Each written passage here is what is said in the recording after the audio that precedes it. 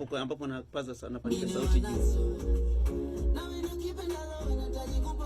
Iko kipande kinachofuata hicho. Sije kanitema wewe. Hiyo tu ni bwana. Changanya na milungi ni sema sorry.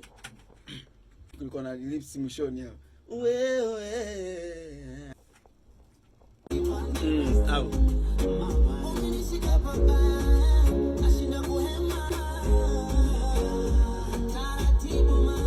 Sije kanitema wewe.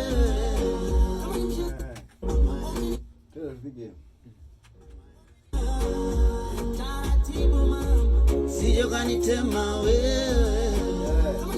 Hiyo tu ni bwana. Nataka nipige paji wakali kwa noma kabisa. Inawezekana?